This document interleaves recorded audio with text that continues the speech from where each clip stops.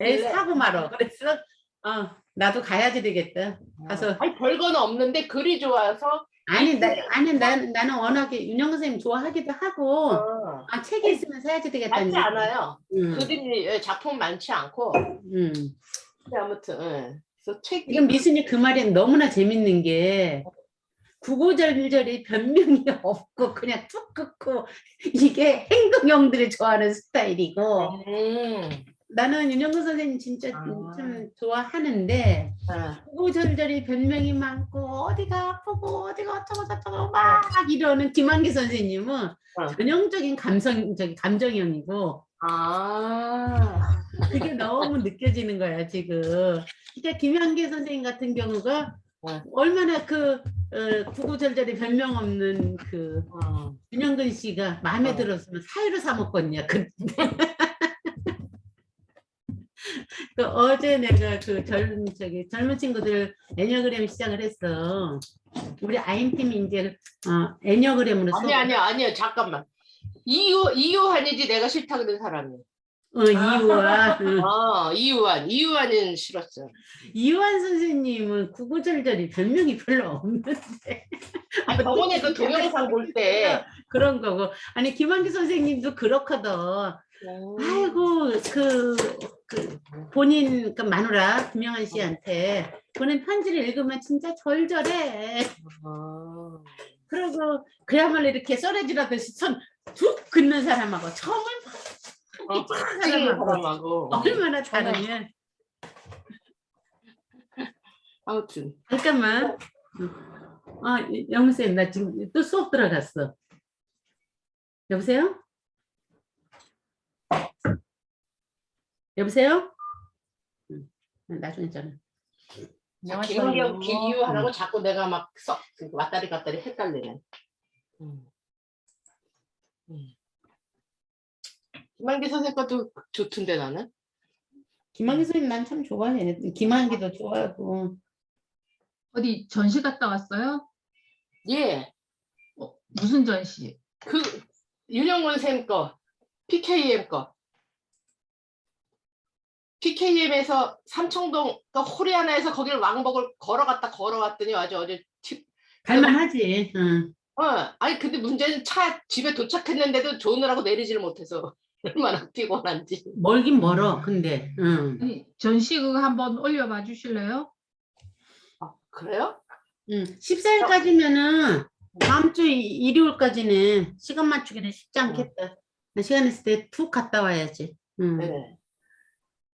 내가 그게 날씨도 너무 좋아갖고 걸어와 놓은 동안 그 길이 너무 좋지 않아?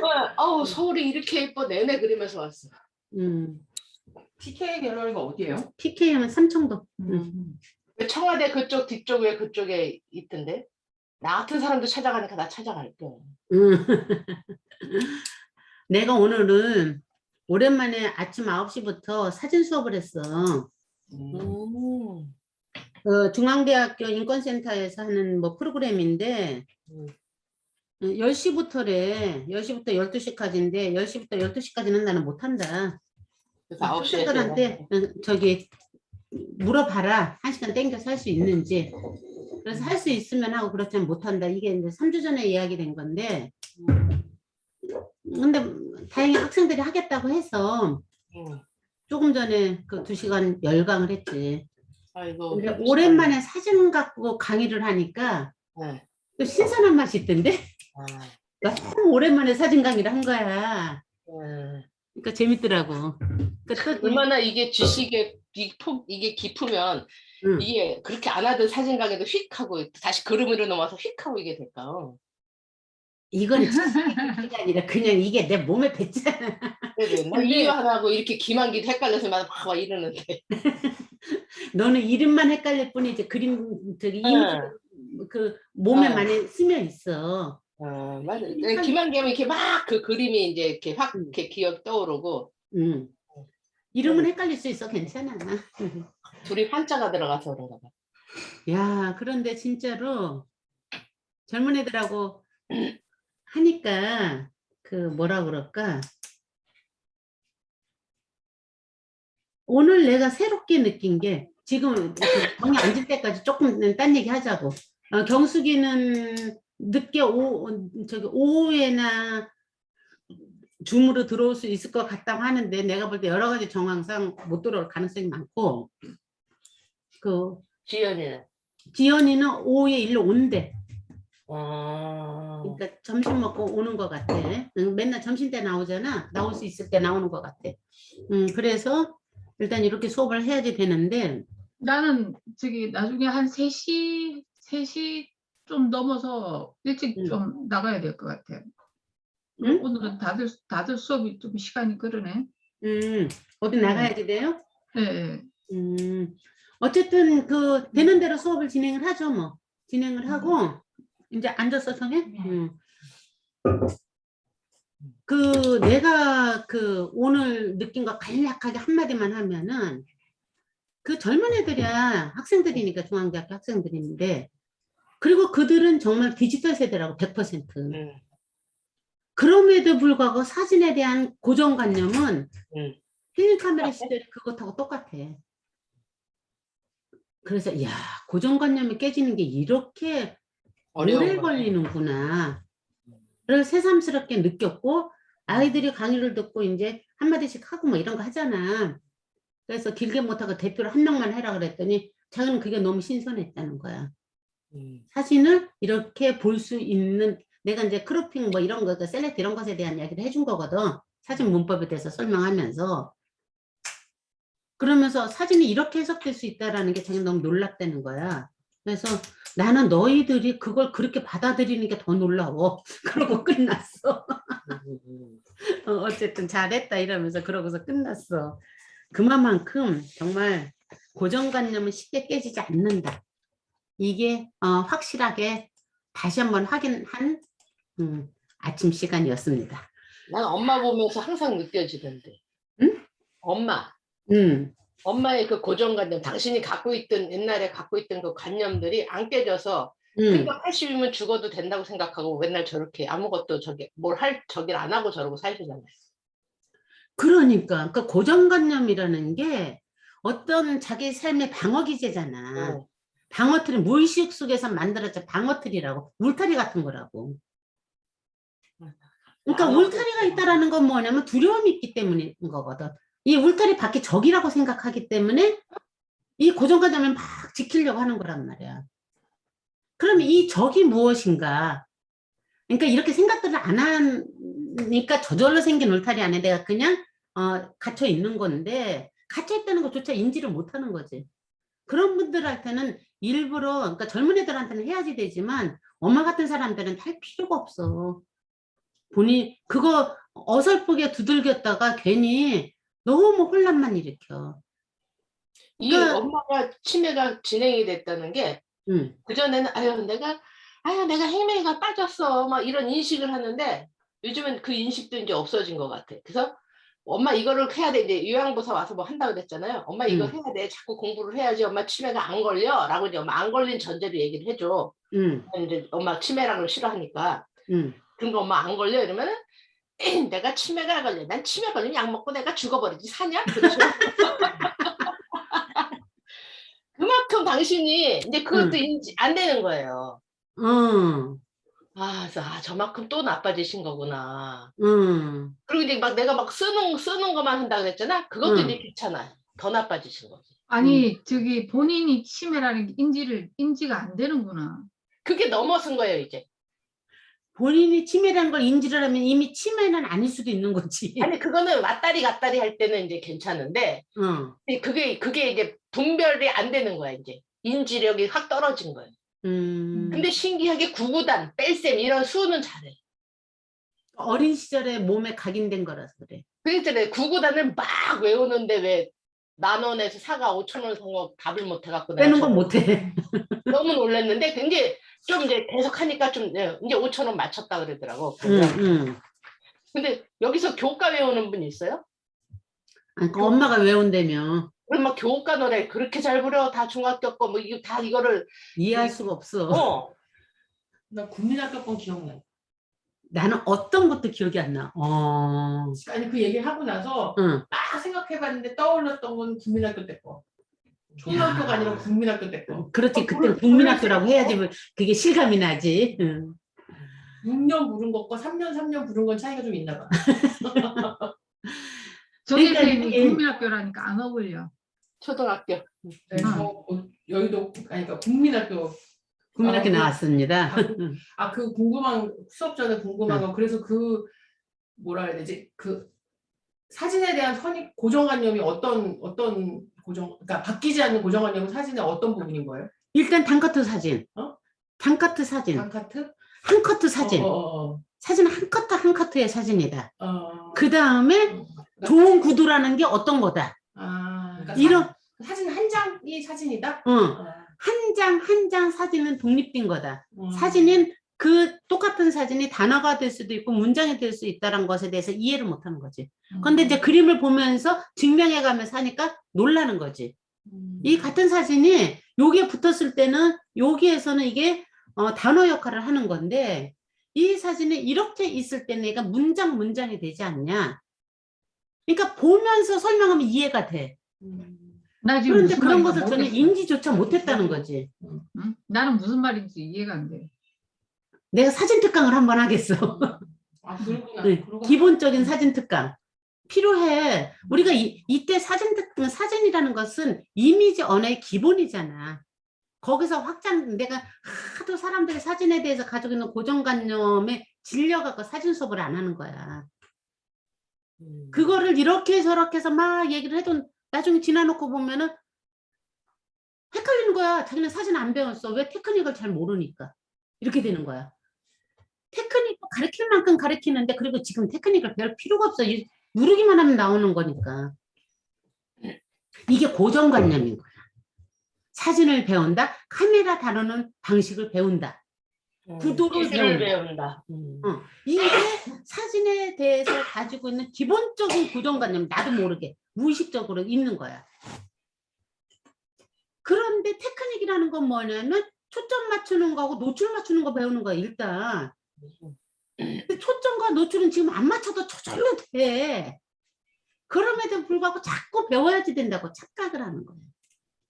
어쨌든 이게 고정관념이 얼마나, 그러니까 무의식에서 만들어준 고정관념은 이게 집단 무의식이라고 하는 거겠지. 그다음 그렇게 구도에 대해서 또 고정관념을 갖고 있을 거예요. 응? 구도에 대한 고정관념이 또 얼마나 심각한지. 그리고 이렇게 설명을 할 때는 그래서 내가 사진일기 쓰자라는 것은 그런 것으로부터 벗어나자는 거거든. 그러니까 언어로 활용을 하자. 똑같은 단어도 어떤 단어와 연결되느냐에 따라서 단어의 해석이 달라지는 거잖아. 오늘 내가 배를 갖고 설명을 했는데 배가 아프다 할 때 배와 배가 먹고 싶을 때 배와 배 타고 여행하고 싶다 할 배는 같은 배지만 이 단어에 따라서 의미가 전혀 다르지 않느냐. 사진도 그럴 수 있는 거다 라는 걸 이제 이렇게 증명해 가면서 한 거지. 그런데 텍스트 언어와 사진 언어의 차이는 사진은 직접적이고 봤을 때 나름대로 해석이 되는데 텍스트 언어는 그 언어의 기본 문법을 모르면은 아무리 쳐다봐도 안 읽힌다. 이게 이미지 언어의 확장성이다. 뭐 이런 식의 얘기를 해갖고 이제 걔네 작업하는 것과 연결시켜서 설명을 해준 거야. 근데 의외로 그러니까 나는 이제 나이 든 사람들 그 다음에 내가 사진 수업할 때만 해도 그런 사람들이니까 이 고정관념 쉽게 안 깨지는구나 를 알았다. 그렇게 생각을 했다고. 그런데 이 젊은 친구들이 이러고 나니까 와 진짜 고정관념이라는 게 이렇게 무서운 거구나. 젊은 친구들은 고정관념이 없을 거라는 것도 고정관념 아니야? 아니 그것도 고정관념일 수 있지. 근데 이 고정관념이 뭐냐면 디지털 카메라 세대의 사람들, 젊은이가 아니라 태어나자마자 걔네들은 디지털 카메라를 썼던 애들이라고. 핸드폰으로 사진 찍던 애들이잖아. 그러니까 사진에 대한 그런데도 내려오던 사진에 대한 그 관념이 얘네들은 사용하지 사진이라는 않으면도 메커니즘이 있기 때문에 그러는 거 아니에요? 그렇지. 그러니까 그런 것들 때문에 내가 지금 우리가 신화 공부를 할 때 해라는 권력의 표상이다. 이렇게 설명했을 때 이러한 걸 통해서 내 안에 들어있는 거의 무의식적으로 들어있는 고정관념. 매트를 한 번쯤 보는 거라고. 내가 어제 그저께 진짜 월화수목금 전부 다 수업을 했네 이번에는. 그러니까 어제 그저께 수업을 그러니까 백남준이 갖고 했단 말이야.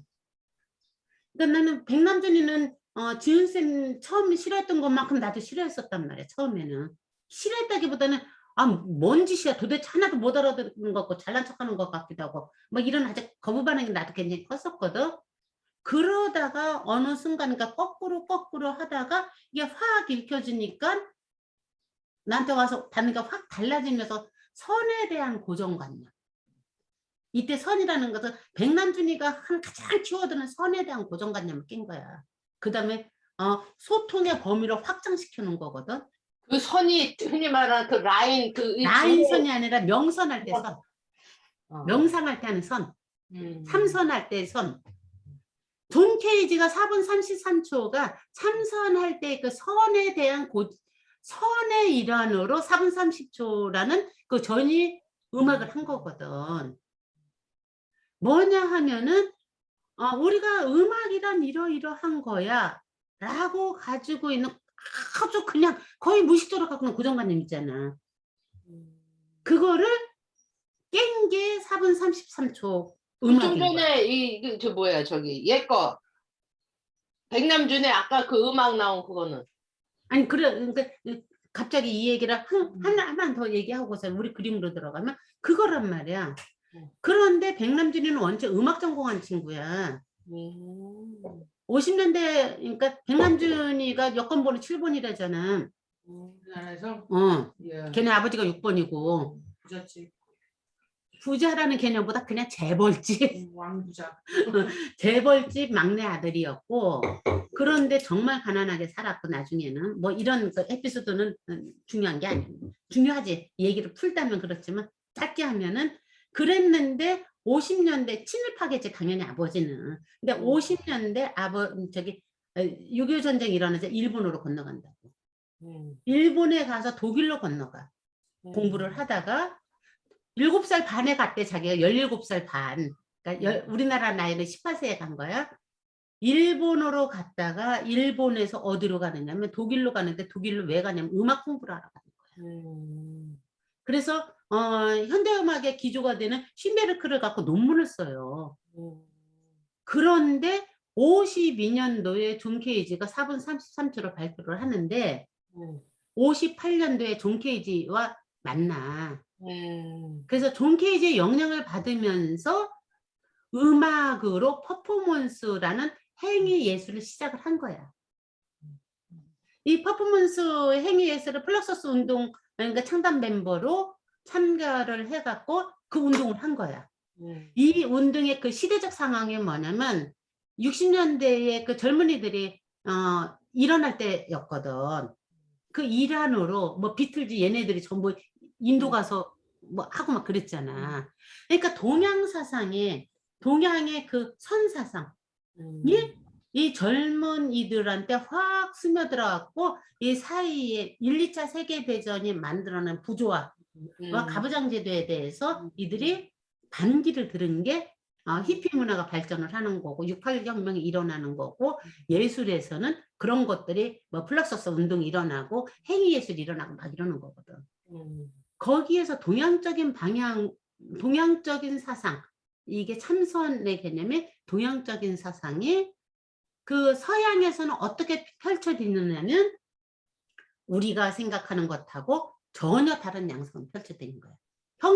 현상 자체는 거칠고 파격적으로 우리는 이렇게 하고 그 참선하는 모습이라면 거기는 굉장히 거칠고 반항적이고 파격적인 것으로 돌을 던지는 행위를 통해서 참선의 의미를 알아차리게끔 하는 걸로 펼쳐져 예술운동이. 그러다 보니까 일반인들이 그게 받아들이기가 너무 힘들잖아. 그러니까 굉장히 반항적인 걸로 바뀌어서 우리 현대예술의 소리가 그걸 받아들일 수가 없는 거야. 근데 존 케이지가 음악을 처음부터 그랬겠어. 존 케이지라고. 존 케이지도 이제 음악을 녹음하기 위해서 아주 완벽하게 차단됐다고 생각되는 음악실에 들어가서 녹음을 하려고 있는데 모든 소음이 차단됐다고 생각되는 거기에서도 미세한 소음이 들리더라는 거야. 그때 아이디어가 전환이 된 거지. 소음도 음악이다라는 거. 그래서 4분 33초를 만드는 거지. 이 정리, 그 행위를 중요하게 여기는 게 아니라 그 철학을 이 사람이 받아들인 건데, 존 케이지 같은 경우는 백남준 같은 경우는 엄마가 1년에 한 번씩 큰 굿을 한 거야. 재벌집에서 이제 당연히 그렇게 했지. 그러니까 그 굿, 그 무당의 그 전자샤먼이라고 이름 붙어 있잖아. 무당의 역할을 예술로서 하게 되는 거야.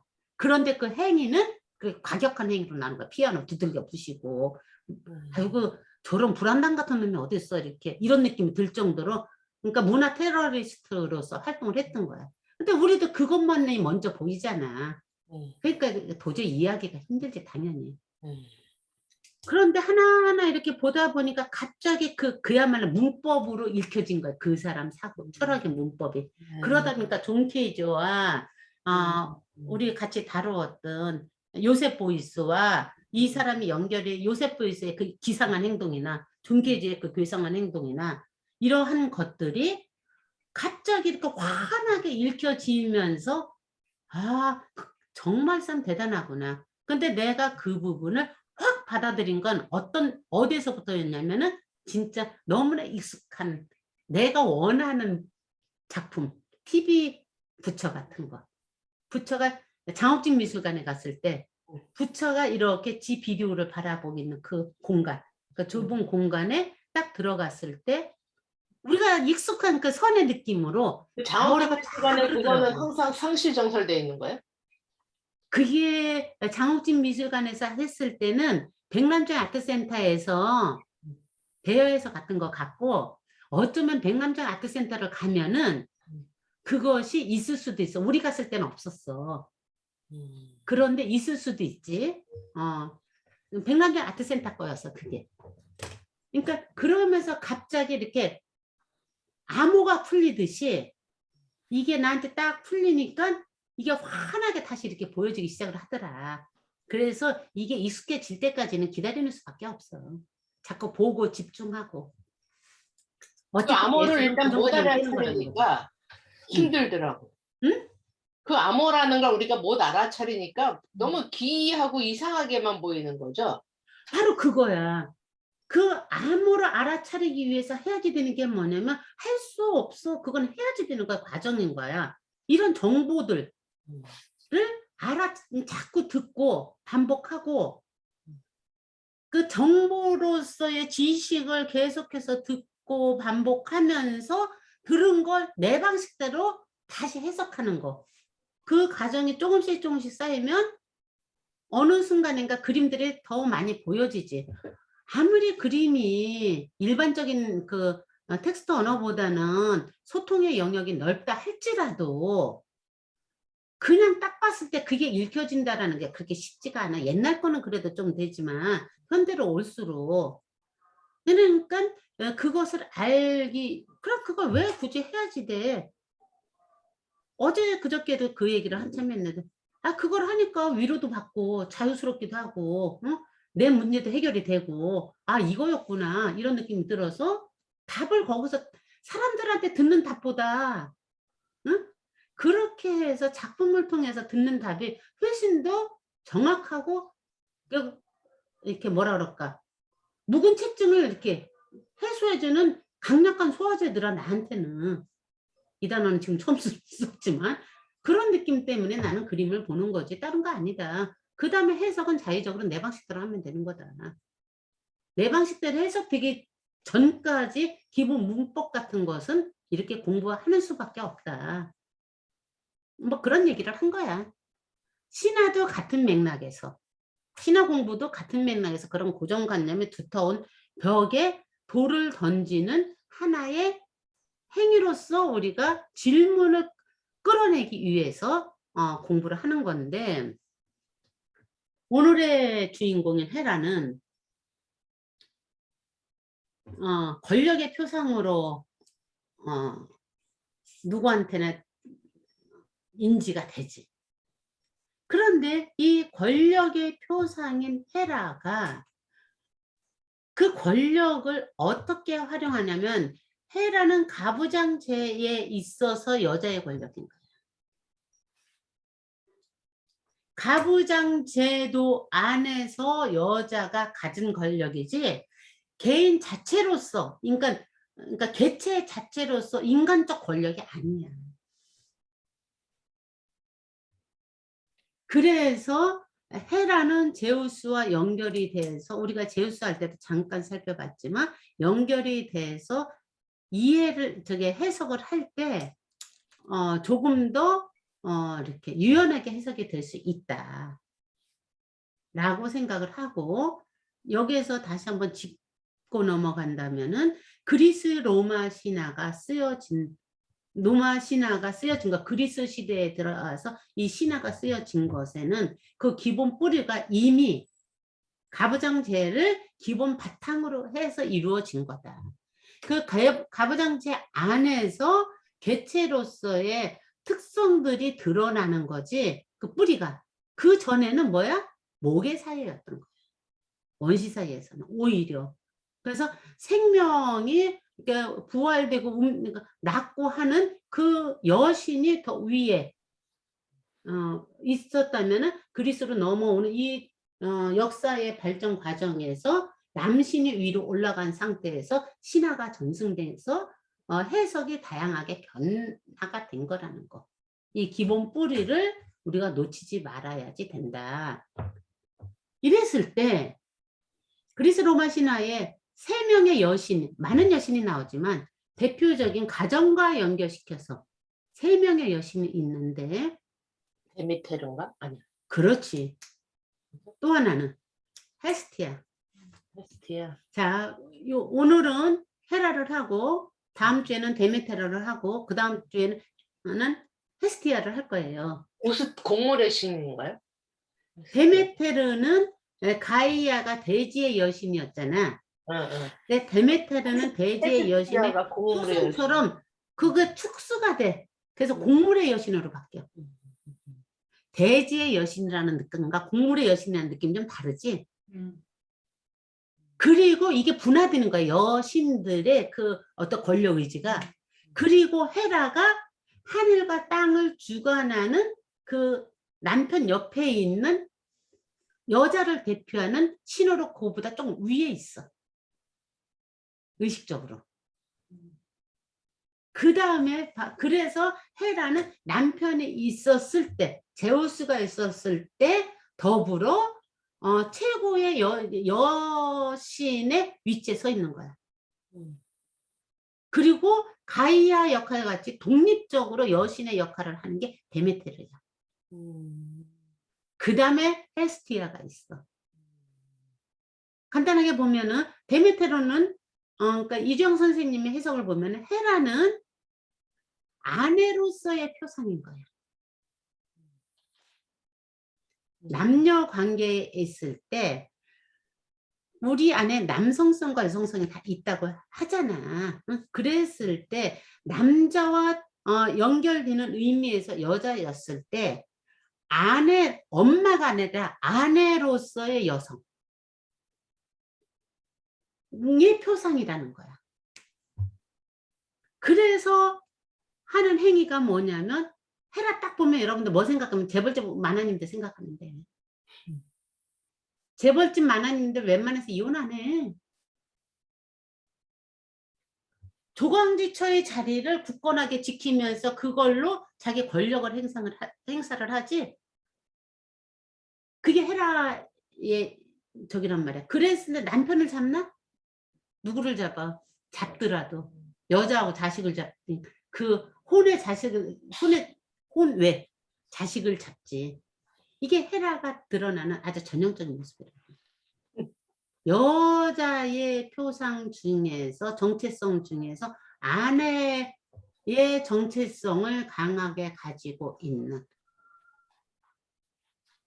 그 저기가 헤라라면, 엄마로서의 여성의 정체성을 대표하는 사람이 데메테르. 우리 이제 데메테르는 다음 주에 하자. 그 다음에 엄마도 아니고 아내도 아니고 그냥 독립적으로 나 자체 여성성의 특성을 그대로 속성이라고 할 수 있는 것을 보여주는 자체의 대표 주제가 헤스티아야. 헤스티아가 화덕의 여신이잖아. 자, 여신들 중에는 그렇게 전여신으로서 살겠다고 서원을 하는 여신의 대표 주제가 3명이 있어. 이 헤스티아가 있고, 그 다음에 아테나가 있고, 그 다음에 또 아르테미스가 있지. 자, 그러면 헤스티아는 지금 말했듯이 여성성의 전혀 화덕의 여신이잖아. 아르테미스, 순결이면서 굉장히 신경질적인 어떤 그런 그 달의 여신이면서 아테나. 여러분들 이렇게 생각을 해보세요. 그러니까 이제 이 그 올림포스에 있는 12신 중에서 구성이 1세대, 2세대로 되잖아. 1세대에 해당되는 제우스, 포세이돈, 하데스, 데메테르, 헤스티아, 헤라. 이 1세대에서 그러니까 여성의 원형을 얘기하는 거겠지. 헤라, 헤스티아, 데메테르는 여성성의 원형을 얘기하는 거고, 거기서 자식으로 나온 2세대들 약간 분화된 여성성의 특성을 나타내는 걸로 누가 있어? 여자로서는 아르테미스, 아테나가 있단 말이에요. 남자는 아폴론, 디오니소스. 그러면 10명이다. 2명 더. 제우스. 헤파이스토스 11명. 또 한 명 누구니? 헤르메스. 헤파이스토스와 헤르메스는 조금 다른 신들이잖아. 그치? 자, 이렇게 여성의 원형이라고 생각될 수 있는 걸로 우리가 3시간을 할 건데, 그래서 오늘은 헤라에 대해서 간단하게 살펴본 후에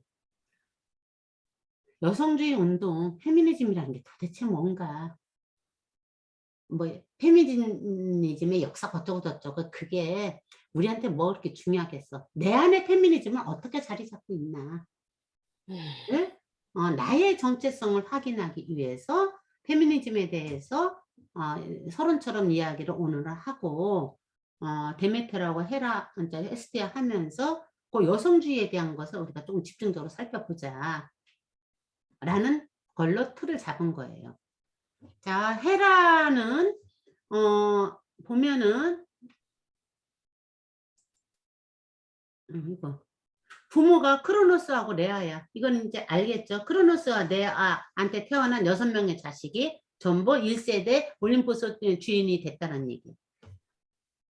헤라가 사실은 정실 부인으로 조광진처의 자리를 지키고 있지만 실제로는 헤라는 3번째 부인이에요.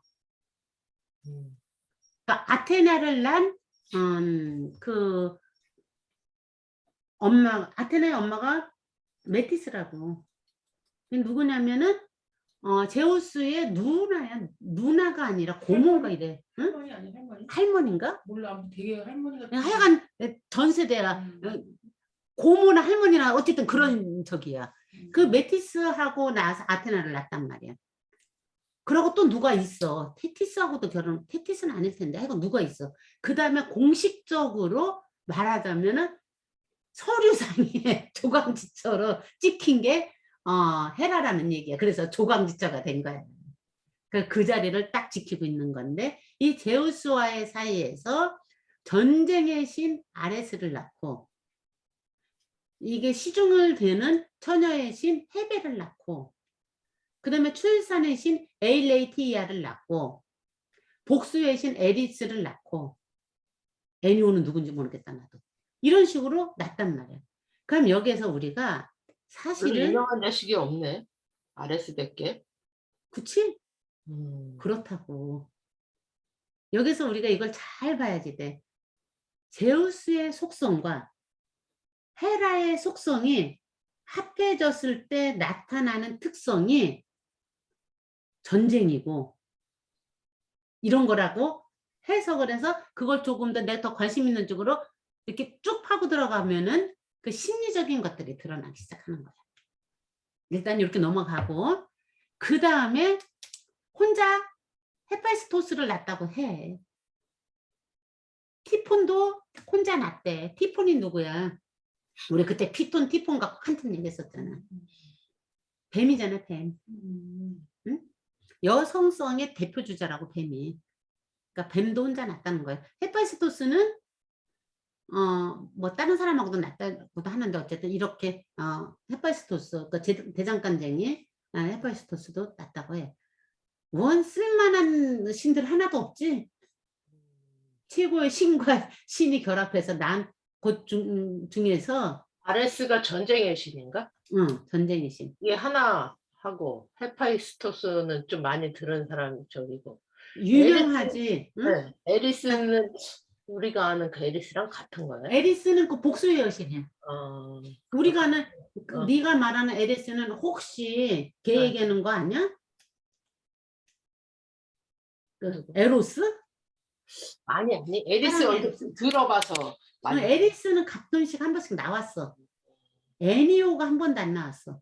응, 애니오. 그다음에 에일레티아도 잘 못 들었고. 에일레티아는 언제 나왔느냐면 저기 아폴론하고 아르테미스 레토가 애를 쌍둥이를 뵀는데 출산을 못하게 막았던 엄마가 시켜서 출산의 여신이야. 출산을 관장하는 신이 에일레티아야.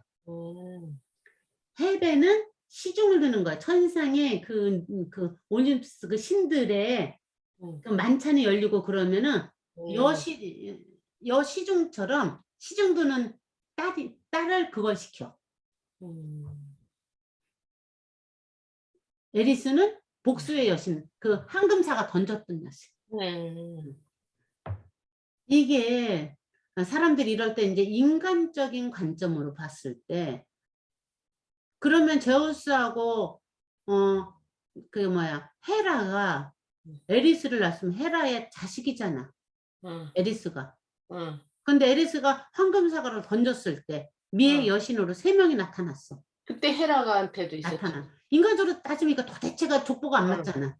그러니까 족보로 생각하지 말고 신화를 공부할 때 족보로 생각하면 안 되고 상징으로 생각해야 되는 거야. 상징으로. 그러니까 헤라의 성향과 제우스의 성향이 합해졌을 때는 복수의 기운이 나온다. 전쟁의 기운이 나온다. 이렇게 생각하자는 거야. 헤라도 제우스도 욕망 중에서 가장 커다랗게 드러나는 욕망이 뭐야? 권력의지잖아. 권력의지에서 파생되는 에너지들이 전쟁이나 복수나 이런 거라는 얘기지. 그리고 생명을 낳기도 하고 뭐 그런 식으로 상징으로 해석을 해야지 이 신화 때문에 이렇게 신화의 어떤 족보나 이거 윤리적인 도덕성이나 이런 것들에 걸려서 그 숨은 뜻을 못 보게 된단 말이야. 상징으로 해석하지 않으면. 자, 그렇다는 거예요. 이렇게 자식을 낳지만 실질적으로 별다른 그게 없어. 그런데 헤라는 결혼과 출산에 자식 역할을 해서 출산을 할 때는 누구를 꼭 데리고 다녀? 에일레이티아를 데리고 다녀. 제 삼신할미 문을 열어줘라. 그러니까 삼신할미 역할을 하는 거야. 에일레이티아. 우리나라로 말하자면, 그치? 제 그 자궁문을 열어줘라. 제 하지 마라. 뭐 이런 것을 시킨다는 거야. 그 다음에 가부장제에서의 가정의 존립을 결정하는 여주인으로서의 가정의 여신인 거야. 그래서 헤라는 부정을 저지르는 곳에는 언제나 복수하듯이 벌을 내리는 응징을 해. 그리고 헤라가 실질적으로 여성의 일생을 상징을 한다는 거야. 이건 너무나 지극히 가부장적인 그 마인드에서 나온 거야. 헤라를 여성의 일생을 상징하는 이게 뭐야, 이 사람을 신호로 상정했다는 것 자체가 가부장제의 마음에서 나온 거라고. 그치? 그 다음에 아까 말했듯이 하늘과 창공의 여신이야. 하늘과 창공의 여신이라는 것은 하늘 위에서 이게 전체를 내려다본다는 거예요. 그리고 땅까지도 관할을 하는 거야. 그래서 대지의 여신이었던 그 가이아의 후손인 데메테르가 곡물의 여신으로 강등한 거야. 심리적으로. 그렇게 해석을 하면 될 것 같아. 헤라란 이런 신이야. 그래서 헤라만 따로 이렇게 나오는 경우는 참 드물어, 생각보다. 두 번째 헤라는, 건 뭐야? 응? 칼리스토를 쫓아내버린 것 같은 거. 칼리토스?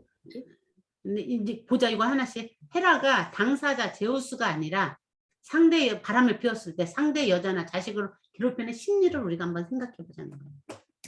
권력을 휘두르면서 내 가정을 내가 지키겠다는 거야. 그리고 내 남편도 중요한 거야. 응? 남편의 권력의 그 어떤 대명사기 때문에 남편을 절대 안 잡어. 여자를 잡지. 헤라가 한 짓이 다 그거잖아. 꼬셔서 잡고, 속여서 꼬리를 잡고, 쳐서. 응징을 하고 변신을 하고 별짓을 다 해서 이 대표 주자 몇 개를 우리가 볼 건데 그 심리. 그랬을 때 여기에서 우리가 이 세 여인을 헤라, 데메테르, 헤스티아를 쭉 살핀 다음에 그러면 나의 여성성의 이 세 가지가 다 있겠지. 퍼센테이지로 봤을 때 나는 어느 쪽에 더 많이 속해 있는가. 내 본능으로 얘기할 때 자기 보존, 사회적 본능, 관계적 본능이 세 가지가 다 있지만 어느 게 더 많이 있는가를 살피는 것처럼 그 세 명의 여신이 내 안에는 어느 게 있는가. 난 시집을 안 갔으니까 헤스티아밖에 안 돼 라는 고정관념을 갖지 말고 자식 대신에 무엇을 생각하면 될까? 만약에 결혼 안 한 친구들은 정혜야, 너한테는 자식이라면 뭐가 자식이야지 될 것 같아. 유연하게 생각해봐. 일? 응? 일? 집? 너의 작업이겠지. 작품. 그러니까 작품이든 작업이든 어쨌든 네가 마음을 쏟아서 하는 일이 자식이 될 수가 있을 거야. 집은 어쩌면 네가 집이라고 느꼈다고 하는 것은 굉장히 그 헤라적인 요인이 강하다는 얘기야. 돌보니까 내가 돌보는 건 집밖에 없는 거. 오케이. 돌보는 그 무언가를 너는 자식이라고 생각해. 이렇게 자기가 좀 이렇게 너무 자식에 이렇게 매이지 말고, 응? 자, 그럼 우리 이렇게 하자. 자식은 돌보는 거. 응? 서로 해놓고 우리가 세 가지를 끝난 다음에 나는 어느 쪽에 부등호가 그어지나를 체크하자는 거야. 그래서 나의 여성성의 특성을 파악해보자는 의미에서 이번 3시간에 걸쳐서는 그렇게 하겠다는 얘기야. 자, 아르테미스가 엄연한 피해자인 칼리스토가 누구냐면 아르테미스의 시종이야, 시종. 림프야. 그 쳐다본 거. 아니 그러니까 다른 사람이 쳐다봤는데 그것 때문에 쫓겨난 거지. 다른 사람이 대충은 아는데 조금 틀렸어. 그 다른 사람은 누구냐면 제우스. 그러니까 아르테미스는 사냥의 여신이잖아. 사냥의 여신에서 숲속에서 산단 말이야. 그리고 숲속에서 사니까 숲의 림프들, 요정들이 아르테미스의 시녀들인 거야. 시중 드는 사람들인 거야. 그래서 그들은 아르테미스의 시중을 드는 사람들은 다 어떻게 해야지 돼? 다 서원을 해야지 돼. 처녀로 살겠다는. 서원을 해서 이렇게 같이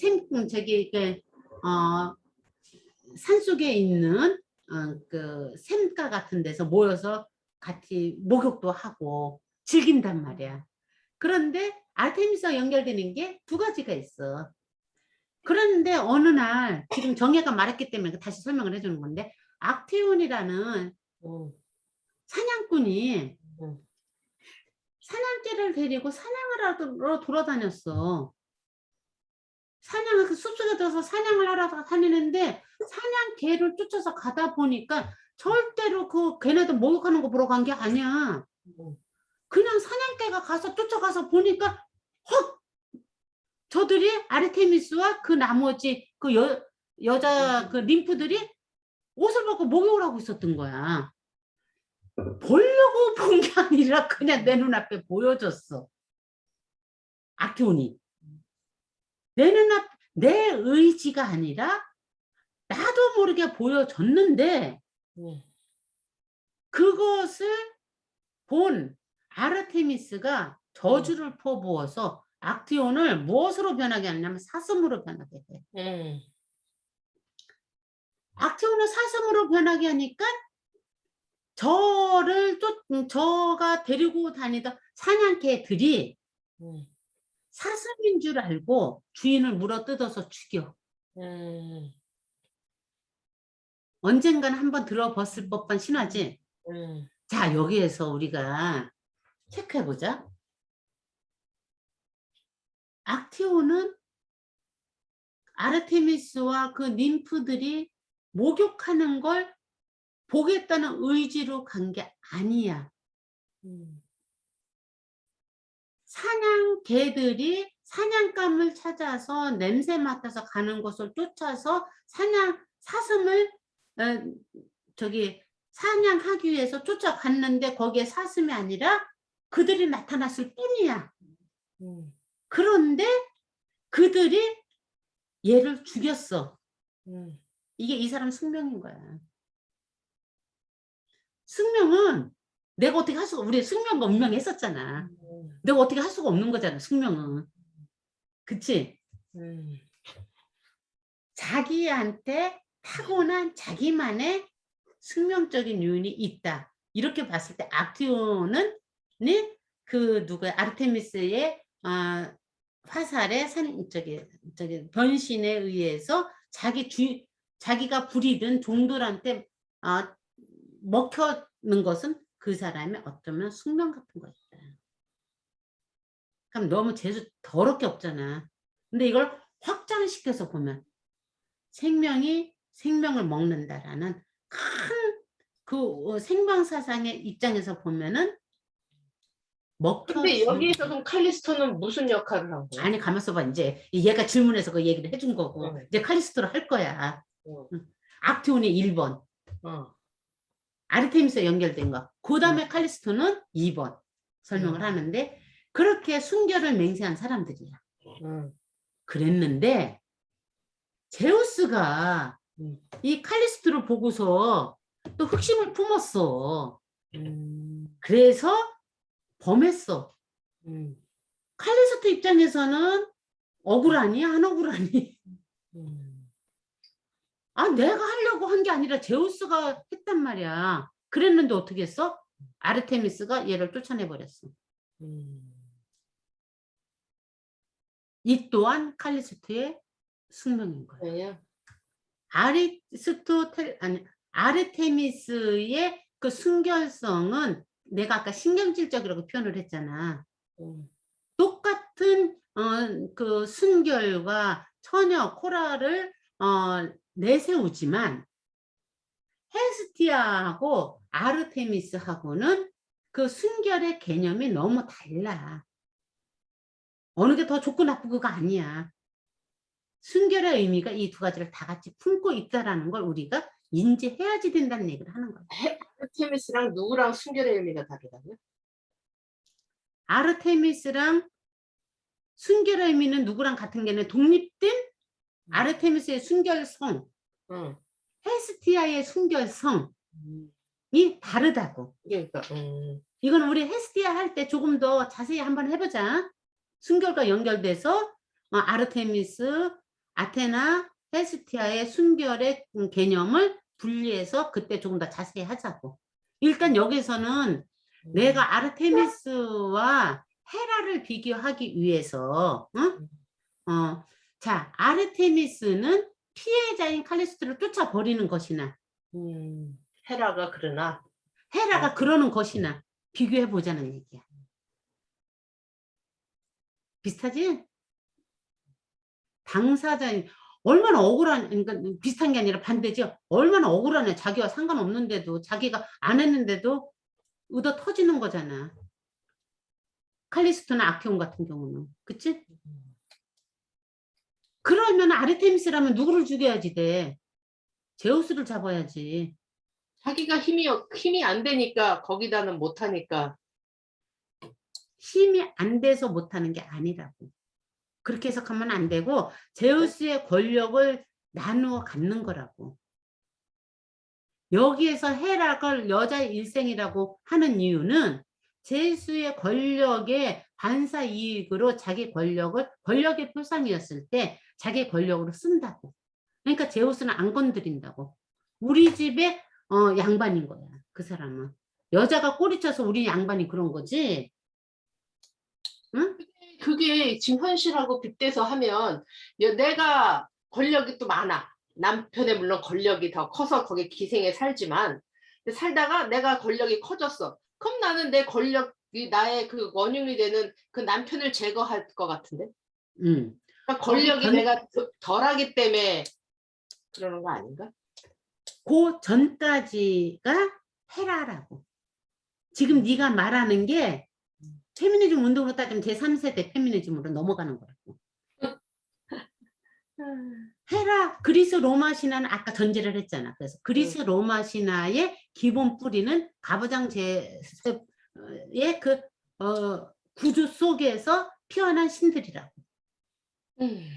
그래서 페미니즘 운동을 하는 많은 친구들은 그리스 로마 신화를 굉장히 부정을 해. 안 봐.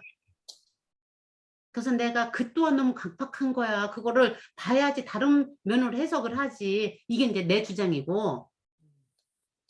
페미니즘 운동하는 사람들 그리스 로마 신화 본다 그러면 아우 정말로 가부장제에 찌들어갖고 이런 식으로 아예 폄하시켜. 그 또한 고정관념이라는 거야.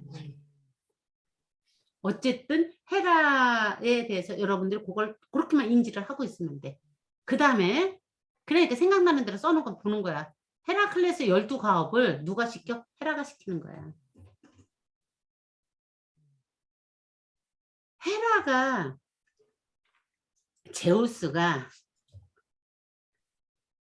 어느 나라 나 그 신 이름은 계속 잃어버려. 그 인간 이름은 어느 지역의 임금으로 얘기하자. 왕과 왕비가 있는데 그 스파르타였다. 어느 지역이라는 게.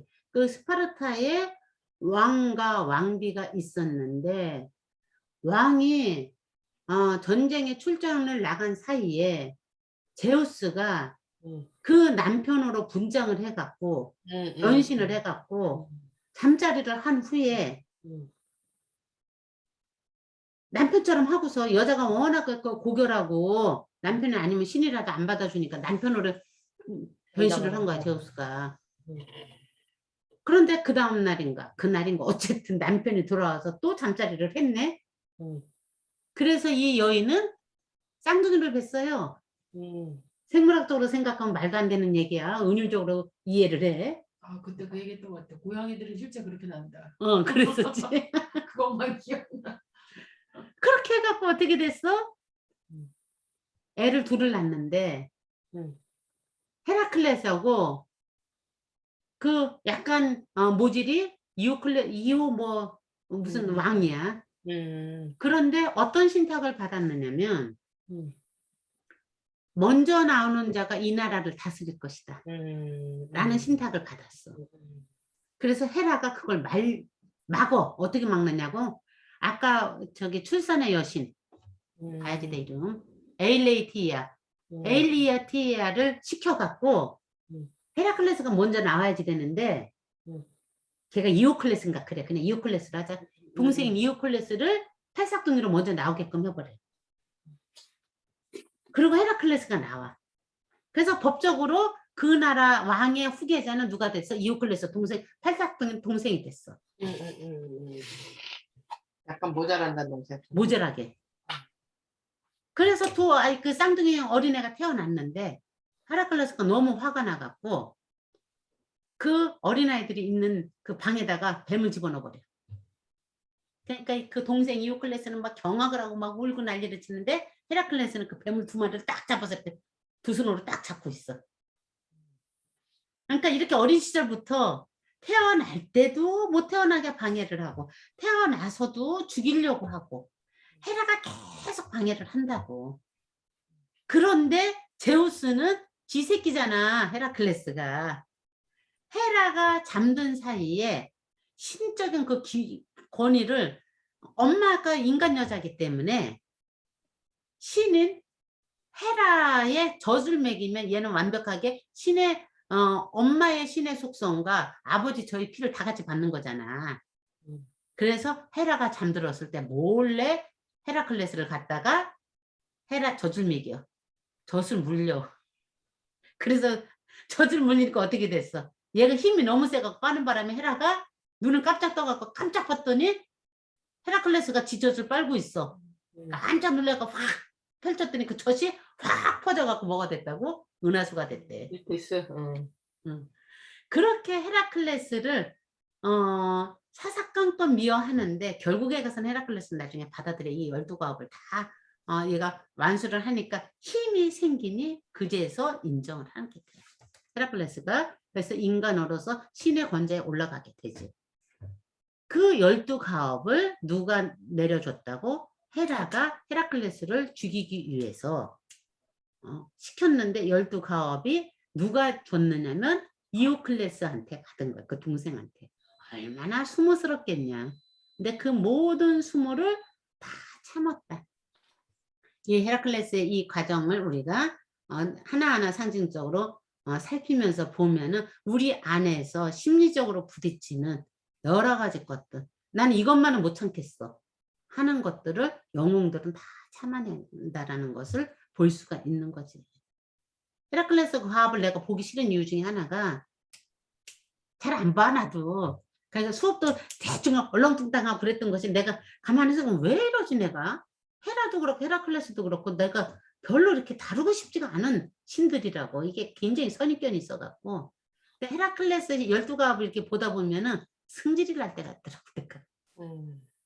그 이제 나의 격정과 연결되는 거겠지. 우리가 나중에 그런 것도 한번 해보면 참 좋을 것 같아.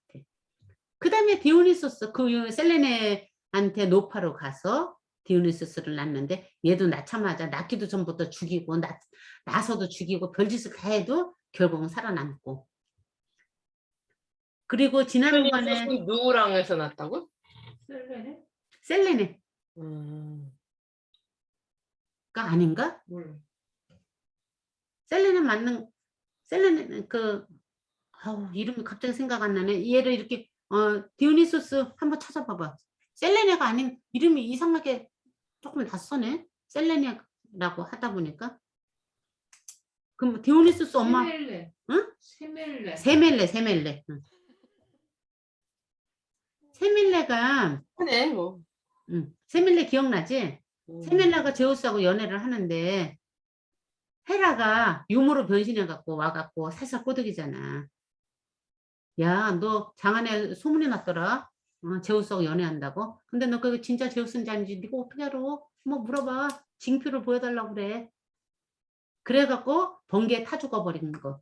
그러니까 엄마는 다 죽는데 그 뱃속에 있던 애를 꺼내갖고 허벅지, 점잖게 허벅지에 페니스라고도 얘기해 사람들이. 에다가 집어넣어갖고 걔가 나중에 제우스 허벅지에서 튀어나와. 아테나가 제우스 머리에서 튀어나오듯이. 그런데 그거를 볼 수가 없어서 죽이라고 시켜갖고 태워버려. 그 헤라가 다른 티탄 신들을 시켜갖고 그 디오니소스가 태어나자마자 죽이라고 해. 그래서 태워서 죄가 많은 곳에 있는데 거기에서 데메테른가 누군가가 심장이 아직 타기 전에 심장을 딱 꺼내갖고 이렇게 해서 또 사람으로 부활시켜.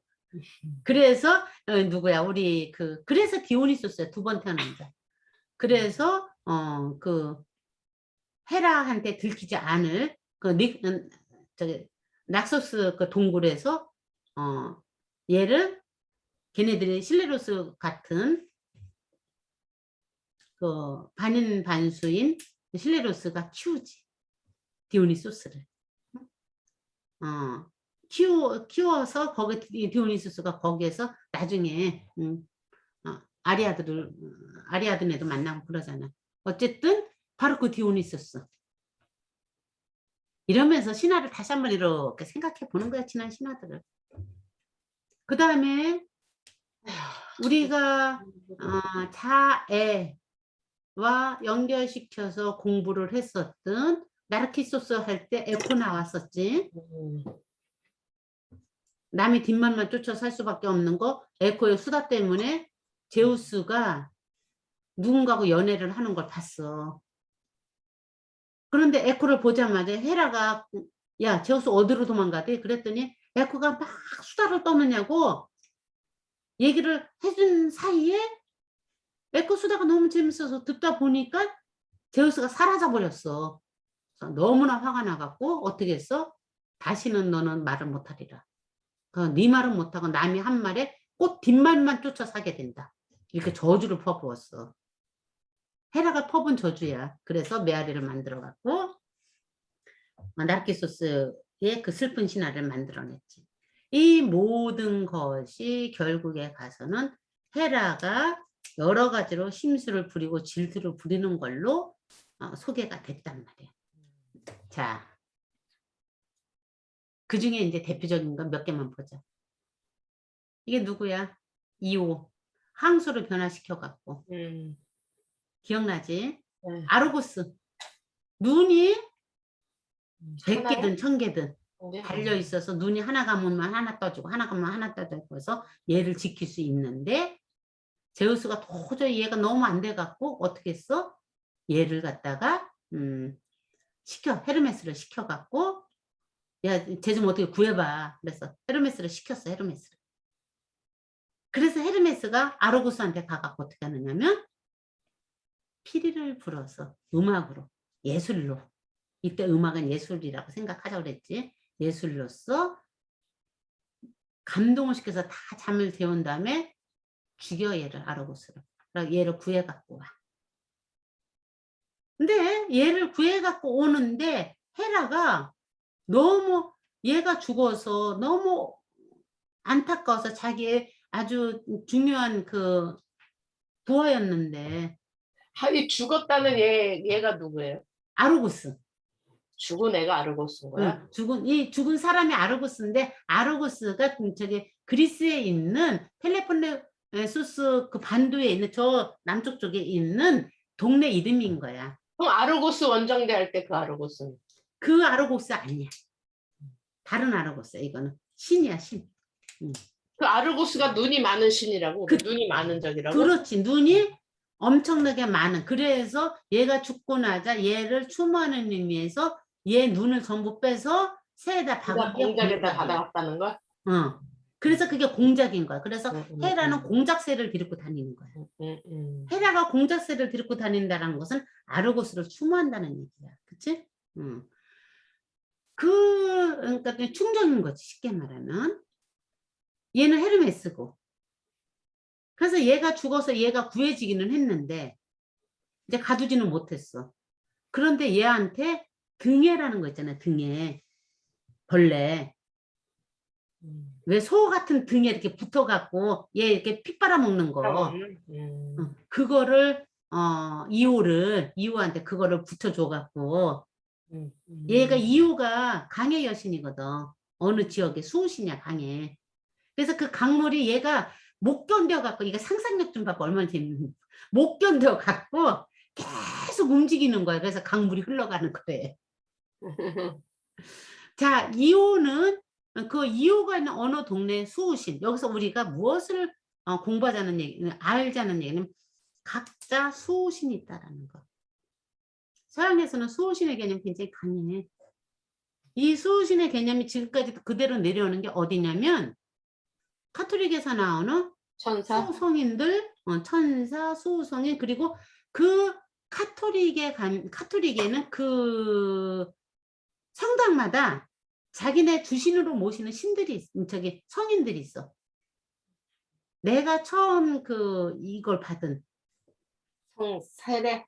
세례를 받은 가야돈 성당의 주신은 김대건 안드레아 신부야. 수호성에는. 그러니까 김대건 안드레아 신부가 가해동 성당을 지켜준다라고 믿고 그를 경배하는 거야. 이렇게 각 자기를 지켜주는 천사와 수호성녀, 수호신들의 개념이 신화에서부터 나왔다는 거야. 그러니까 이 아르고스 지역에서는 섬기겠지. 제 아테나를 수호신으로 모시는 곳이 어디야? 아테네지. 그래서 아테네가 아테나를 수호신으로 모셨어. 포세이돈을 물리치고.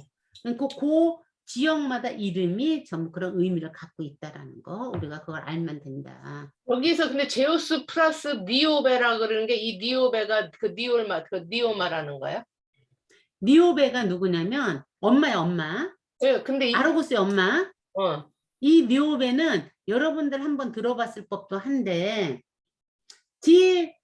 자식 자랑하다가 아폴론과 아르테미스의 화살을 맞아서 온 가족이 멸족한 지역, 게 테베 신의 부인이야. 테베의 왕비야.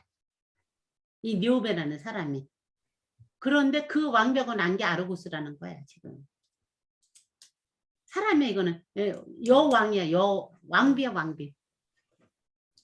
아니 근데 아까 누구랑 그 니오 사이에서 난 이렇게 말해서 나는 그거 2호. 그러니까 2호는 이 니오베고는 상관없고 2호 사이에서 난 레토 사이에서 난 것은 아르테미스와 아폴론 쌍둥이고 2호하고 난 것은 헬레네.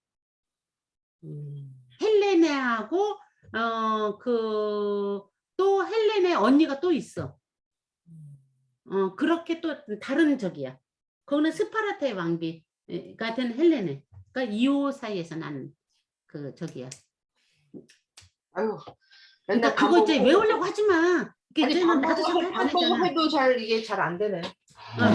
그거 외우려고 하면은 굉장히 화장실 다녀오겠습니다. 이제 화장실 간다고 그랬니? 그러면은 일단 고기까지만 하고 밥을 먹고 할까 그럼? 근데 왜 아르고스하고 헤라는 무슨 관계를? 아르고스는 갑자기 왜 나온 거야? 헤라의 몸종이었다고. 충신이었다고. 아르고스가? 응. 아르고스를 시켜서 얘를 지키게끔 했다고. 누구를? 이거 황수 2호를 지키게끔 했는데 어떻게 됐다고? 그 얘기를 앞에 안 해줬어. 그러니까 아르고스는 그냥 누군가 니오베랑 나서 미워하고 그런 게 아니라 아르고스가 헤라가 도와준 사람이라는 거야? 헤라를 도와준 사람이라는 거야? 헤라를 도와주는 부하라고. 아르고스는 충신이라고. 충신. 어쨌든 헤라가 못된 짓만 하지 않았다는 걸 말하기 위해서 아르고스를 여기 지금 얘기해 주는 거야. 남편을 없애는 게 아니라 지금 헤라의 기본 맥락은 바람을 피는 당사자인 제우스를 응징하는 게 아니라 제우스의 여인이나 자식들을 응징한다라는 신뢰로 지금까지 쭉 했던 거야. 그 중에 이것도 제우스가 연애를 했던 2호를 못 살게 굴려고 얘를 갖다가 불침범을 세워놓은 거야. 얘를 그랬는데 얘가 눈이 많기 때문에 어떻게 할 수가 없으니까 헤르메스를 시켜서 얘를 잠재워서 얘를 죽였다는 얘기야. 이거는 제우스가 헤르메스를 보냈다는 얘기야. 지금까지 헤라에 대해서 설명한 것은 이 부분을 보충 설명한 거야. 헤라가 당사자 제우스가 아니라 상대의 여자나 자식을 괴롭힌다라는 것의 신뢰로 신화를 하나하나 들어서 우리가 이야기를 풀어낸 거야. 이렇게 자식을 괴롭히고 이렇게 상대 여자를 괴롭히고 이랬다는 얘기를 설명을 한 거야.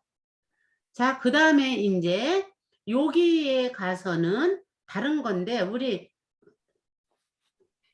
조금 길어지니까 요 페르세우스를 돕는 헤라 여기서부터는 밥을 먹고 할까? 배고파요. 그렇죠. 응.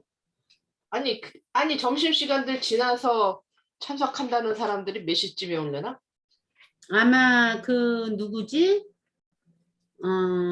지연이는 왜냐면 언제나 언니가 보면 보통 1시쯤에 밥을 우리가 1시에 밥을 먹었니? 12시에 먹는 게 아니라? 네, 오케이, 그러면 좀 더 1시쯤이었어요. 하자. 응. 나는 우리 시간이 12시 반이었거든, 지연이 있을 때. 그러면 이거 일단 그 헤라를 다 끝내자. 네. 이제 구조가 조금 바뀌어. 어떻게 바뀌냐면 헤라는 페르세우스를 도와.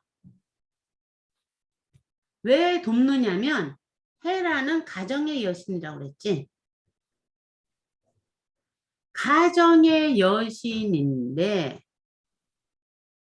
바람을 피우거나 이러는 것을 응징을 해. 응징을 하는데 아테나 신전에서 포세이돈이 아테나 신전을 지키고 있던 여사제 메두사와 연애를 해. 이거 예전에 몇 번 했던 거야. 그 구조만 여러분들이 이해를 하면 돼. 아테네 신전을 지키는 여사자 메두사. 메두사는 기억나죠? 기억 안 나요, 여러분들?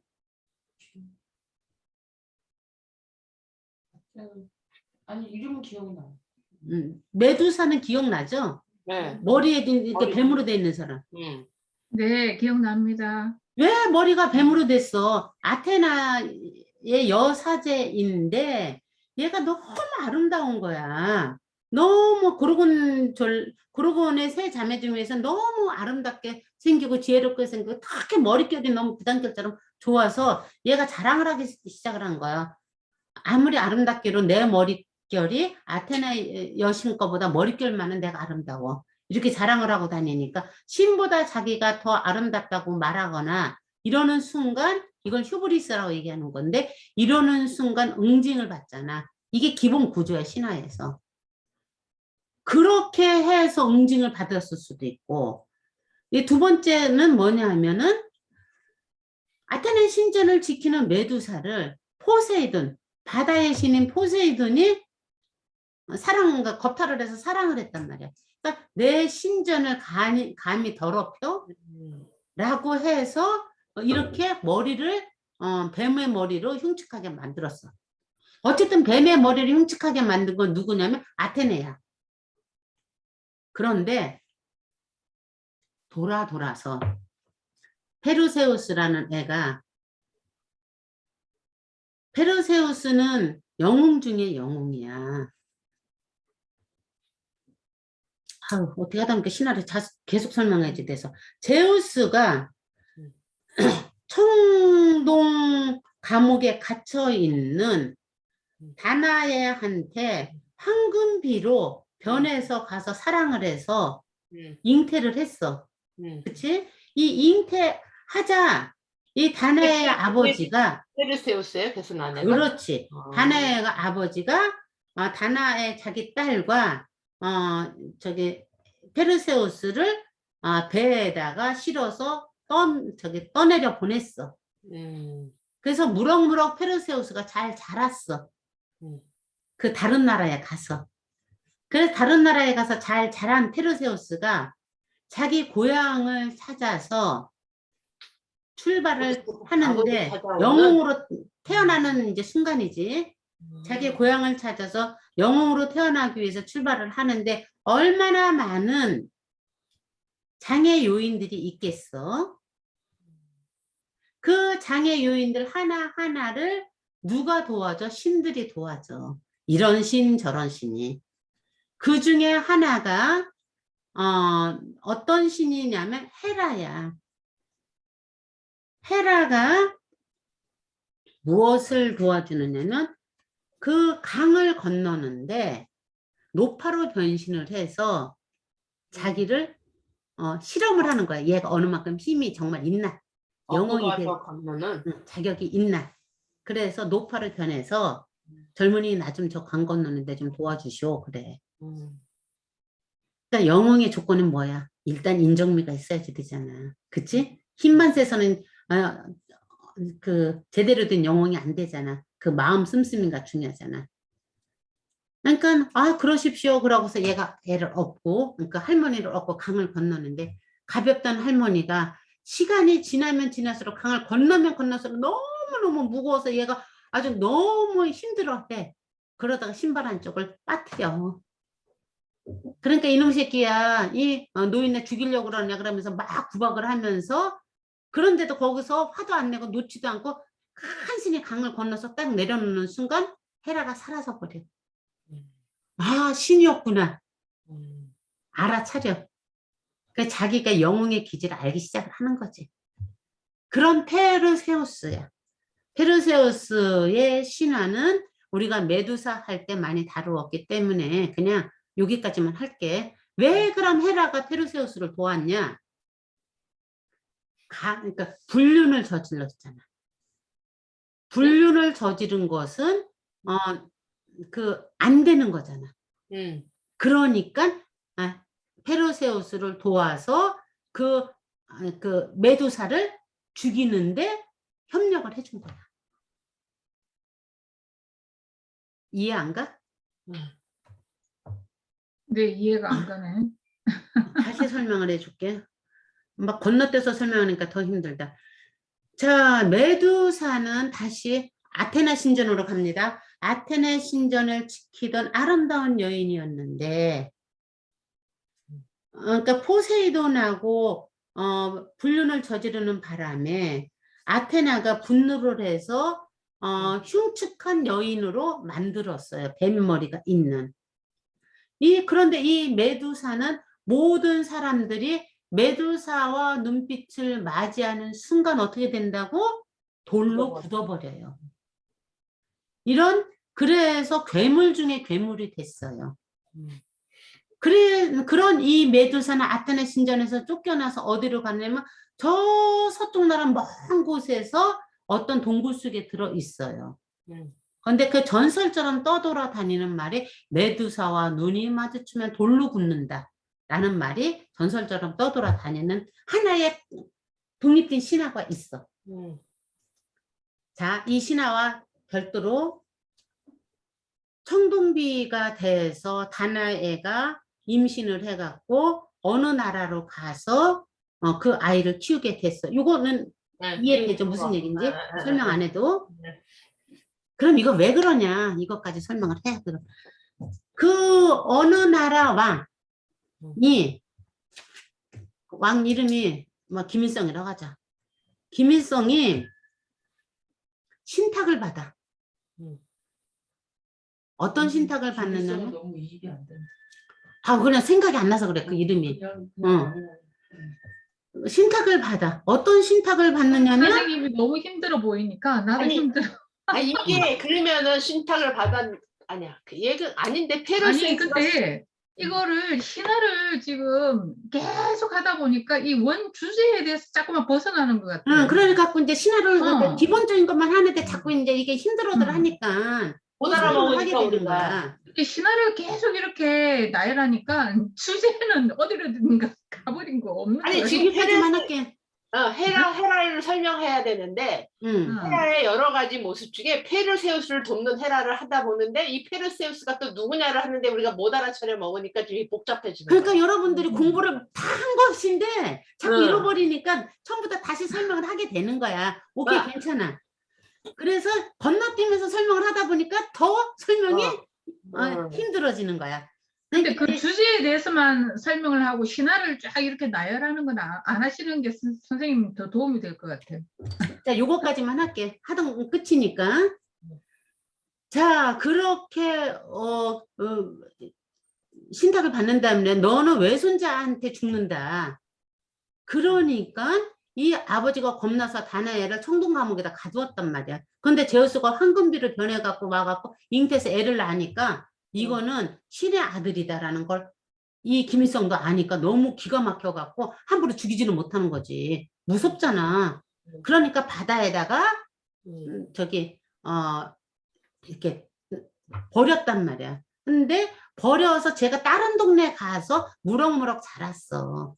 무럭무럭 자랐는데 얘가 영웅이 되다 보니까 그 저기 지역의 왕이 다네아하고 연하를 해야지 되겠는데 이 페르세우스가 너무 눈에 거슬리기 때문에 얘를 제거를 해야지 되는 거야. 그래서 제거하기 위한 조건으로 네가 메두사의 머리를 갖고 오면은 내가 너를 살려주겠어 그런 거야. 그러니까 너는 가서 죽으라는 얘기거든. 오케이 알았습니다. 그럼 제가 메두사의 머리를 잡아갖고 오지요. 그렇게 하고 메두사의 머리를 잡기 위해서 길을 떠나는데 헤라가 그거를 강에서 일단 이렇게 도와줬다는 얘기. 아까 얘기했던 그렇게 연결이 돼. 그러면은 이제 원 주제인 헤라는 왜 페르세우스를 도왔느냐. 불륜의 자식인 불륜을 저지른 메두사를 응징하는 일이기 때문에. 메두사를 응징하는 건 불륜을 저지른 거기 때문에 메두사는 죽여야지 되는 게 맞아. 헤라 입장에서는 가정의 수호신이니까. 불륜녀잖아. 그래서 메두사를 죽이기 위해서 페르세우스를 도왔다는 얘기야. 이렇게 건너서도 헤라는 역할을 한다. 조광지처의 편에 딱 써 있고 가정에서의 그 역할을 굉장히 중요하게 여긴다라는 걸로 페르세우스를 돕는 헤라가 나오는 거야. 아니 얘도 불륜녀의 자식인데. 누구? 페르세우스도. 페르세우스가 왜 불륜녀야? 제우스와 다나에서 난 거니까. 그런데 그러네. 그런데 얘는 사랑해. 요 얘기를 내가 안 해줬구나. 불륜녀의 자식이라고 그래서 다 미워하지 않아. 그래. 세계를 좋아하는 애가 있어. 누가 있느냐? 페르세우스, 그 다음에 헤르메스. 헤르메스 좋아한다고 꾀돌이라 그랬는데. 꾀돌이라. 그러니까 그 다음에 헤라클레스도 처음에는 그렇게 괴롭히다가 헤라클레스가 진짜 완전한 힘을 갖춘 것으로 인정을 하자 헤라클레스도 굉장히 좋아해. 신이로서 얘네들이 힘을 갖추면 또 그걸 존중을 해주는 거지. 헤라의 속성 중에 하나가 그런 것도 있어. 이게 뭐냐면은 정말 잘난 애들은 자기 양자로 드리는 것하고 똑같은 거야. 그런 경우 많이 있어. 자, 넘어갑시다. 그 다음에 이거 이제 여러분들 너무 좋아하는 헤스페레데스의 정원. 네, 황금사과. 이 황금사과는 누가 줬어요? 여기서 이제 우리가 마무리를 할 겁니다. 파리스 심판까지 있네. 에리스. 황금사과를 누가 줬죠? 에리스가 아니라 에리스가 아니야? 제우스와 헤라가 정식으로 결혼을 할 때 결혼 선물로 가이아가 줬어요. 상징으로 생각하면 기억이 나요, 여러분들. 대지의 여신이 헤라를 인정을 한 거예요. 아주 쉽게 표현하면 가이아가, 할머니가. 그때 황금사과를 줘요. 황금사과를 어디다가 심었어? 서쪽 나라 헤스페리데스의 정에다가 심어놓고 그것을 가꾸게끔 헤스페리데스 이 삼자매를 갖다가 지키게끔 수호신이 아닌 뭐야? 시녀들로 그걸 뭐라고 하냐? 시녀들로 임명을 했어. 이걸 이 황금사과를 너네가 지켜라.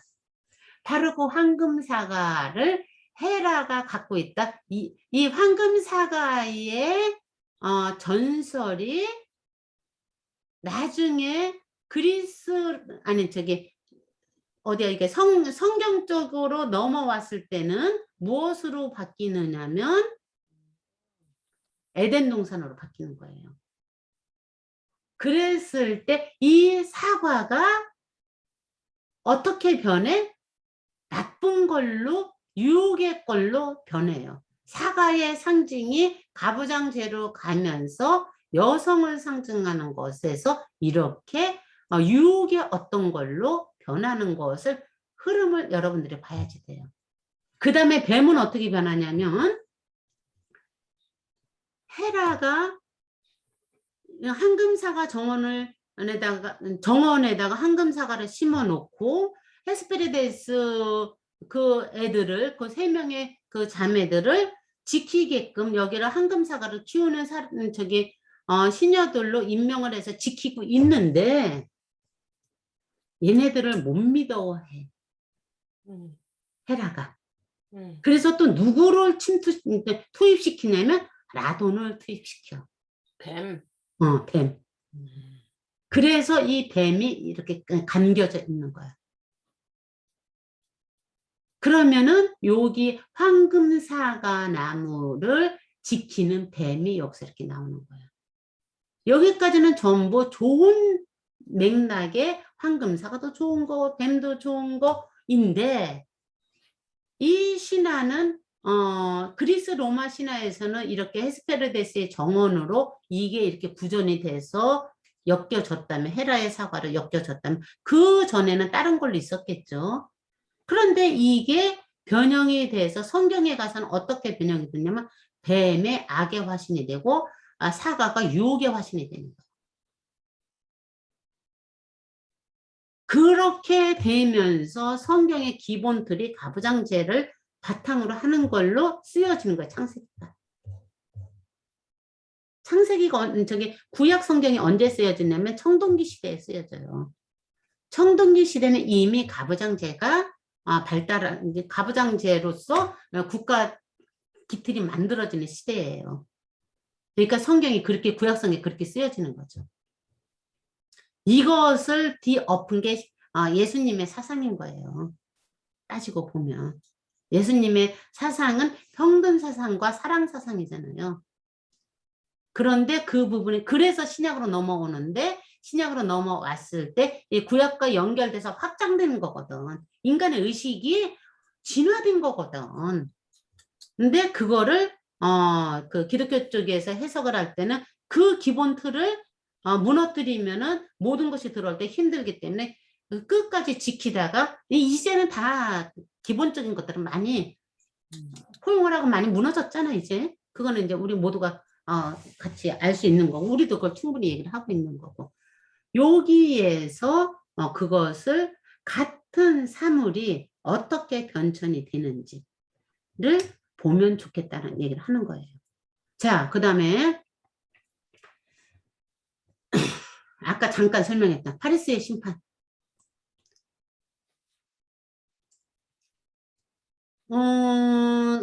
그리스 신화가 그리스 로마 신화라고 우리가 얘기를 하잖아.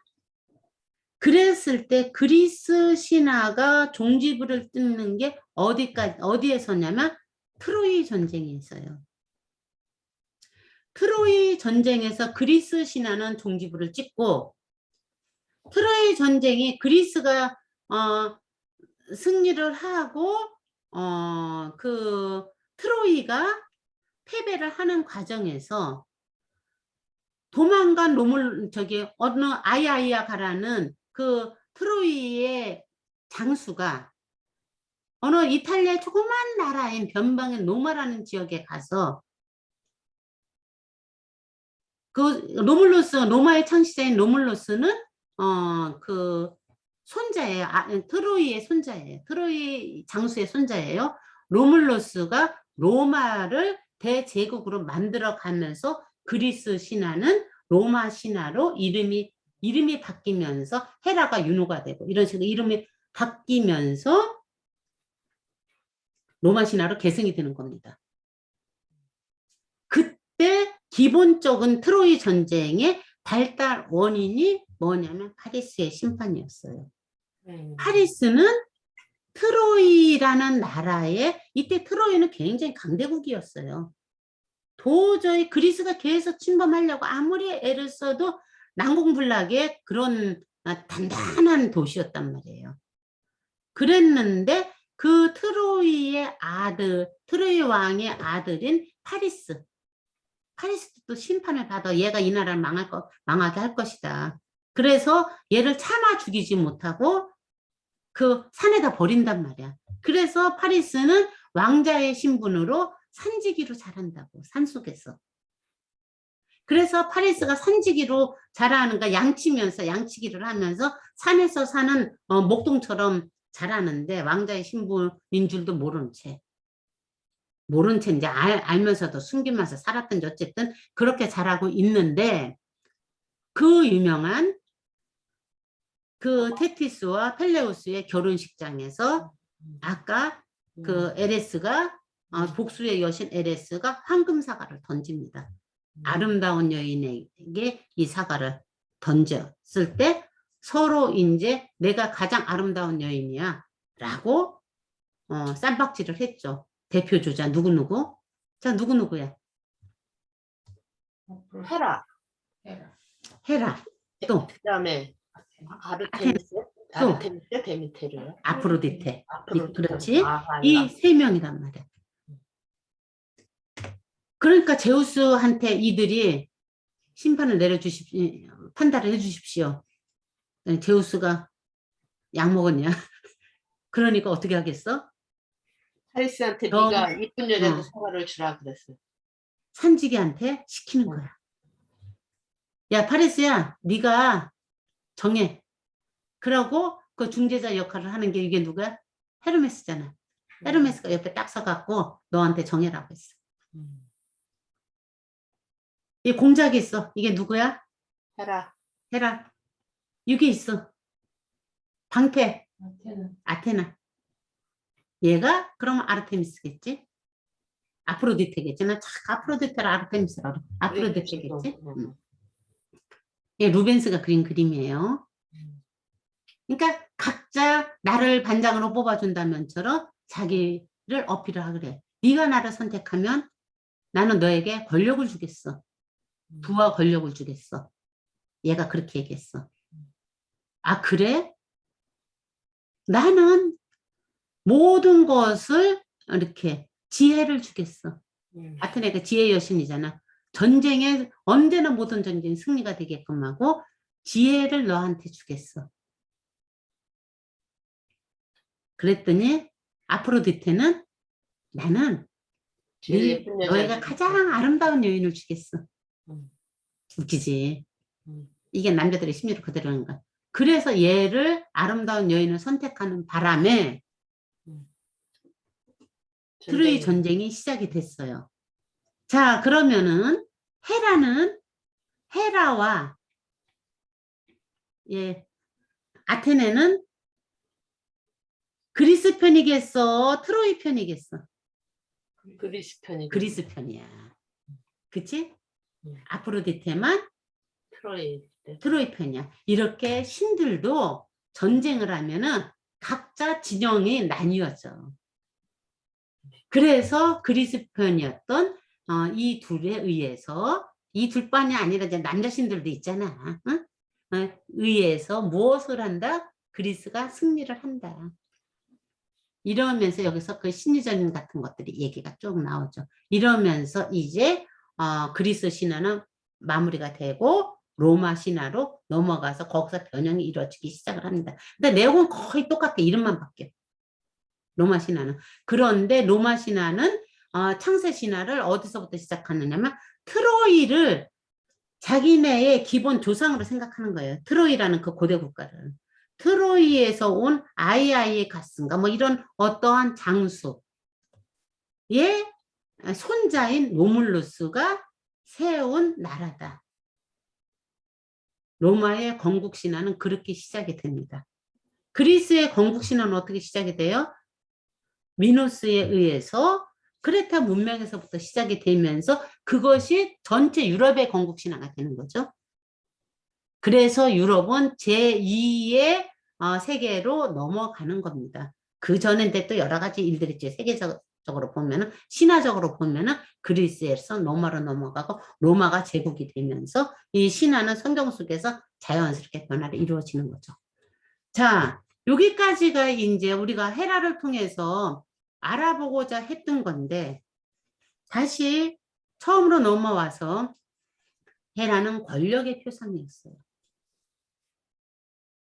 헤라의 권력은 무엇과 연결되는 권력이었느냐면 제우스와 연결되어 있는 권력이었어요. 독립된 권력이 아니에요. 거기에서 그 권력을 어떻게 휘둘렀느냐면 첫 번째, 제우스의 여인이 됐던 여인과 그 사이에서 난 자식한테 휘둘렸어요. 그러나 그럼에도 불구하고 미워하지 않는 자식들이 있었으니 자기 마음에 드는 유연한 융통성이라고 하는 그 유연성이 있는 헤르메스나 페르세우스처럼 아주 영웅적인 조건을 모두 갖추고 있는 그 시험을 통과하는 헤라클레스 이런 사람들은 자기 기준에서 넘어섰기 때문에 손의 자식임에도 불구하고 자기가 귀여워해줘요. 이게 여성의 속성과 연결시켜서 생각해보자는 의미에서 제가 얘기를 하는 거예요. 그 다음에 가정의 여신으로서 가정을 지키는 걸로서 불륜이 일어나는 곳에서는 응징을 하는 아주 정의의 여신처럼 나타나기도 해요. 그러면서 여자의 일상을 대표하는 여신으로 해석이 돼요. 말 돼요? 이런 생각 우리가 들 수 있죠. 그래서 아까 미순이가 말했던 것처럼 그 다음 단계로 넘어가는 것은 그리스 신화의 헤라한테는 없는 일입니다.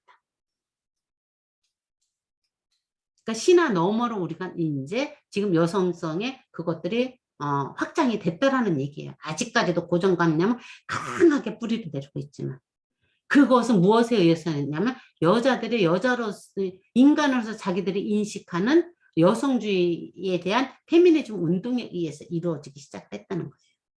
그래서 우리가 밥을 먹고 오후에는 페미니즘 운동과 연결시켜서 페미니즘 운동의 대표 주자의 작가로서 제일 많이 나온 주디 시카고 작품도 좀 살펴보고 그 다음에 페미니즘 운동의 1세대, 2세대, 3대 세대로 이루어졌다는데 그게 어떻게 발전이 됐으며 그 발전에 의해서 우리는 과연 나한테 페미니즘 운동은 무엇인가? 나는 페미니스트인가?